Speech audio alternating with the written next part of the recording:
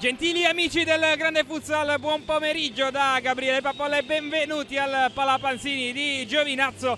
Da qui seguiremo insieme la sfida tra Defender Giovinazzo e Labor Vetro Cus Molise, valida per l'ottava giornata del girone B di Serie 2 Elite. La batte veloce per Soto che ha spazio per calciare e ci impiega 42 secondi. In fuga solitaria centrale Tanque Palumbo, la prima grande parata del pomeriggio di Vinicius Oliveira.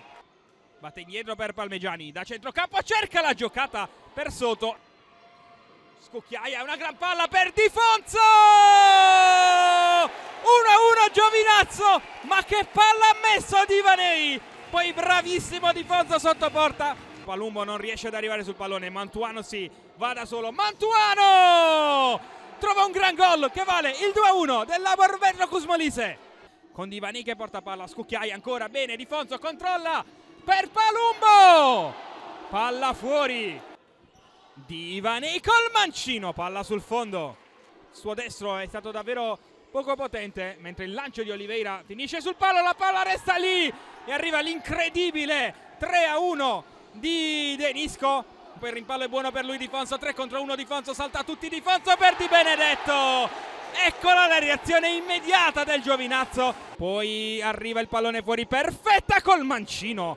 Resiste Di Benedetto, Di Fonzo, Di Benedetto, miracolo di Mantuano che anticipa tutti ed evita il 3-3. Di Vanei in mezzo con deviazione. 3-3 Di Vanei. Che partita al Palapanzini. Di Benedetto anticipa, Mantuano controlla e calcia, palla fuori. Grande lettura di Di Fonzo, 2 contro 1, Di Fonzo da Tanque, Di Fonzo cade giù, calcio di punizione. Occhio al colore del cartellino che è rosso per Mantuano. Possibile sliding door della gara. Tanque col mancino, buca Oliveira e manda avanti il Giovinazzo per la prima volta in questo pomeriggio. Giocata fuori per il destro di Soto, ci ha battato la notte non perfetto, la palla resta lì, sul fondo incredibile. Allora Fetta attende Di Stefano che arriva adesso, poi Fetta. C'è però un calcio di rigore credo. Parte Denisco col destro, la parata anzi no, il gol di Denisco.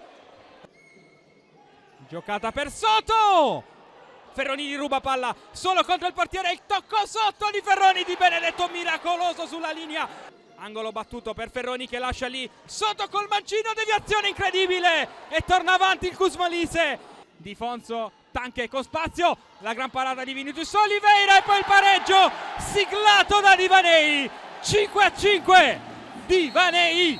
Palumbo da Tanque, Tanque 6-5 ha segnato Tanque e di nuovo avanti il Giovinazzo. Eccolo il lancio di Oliveira.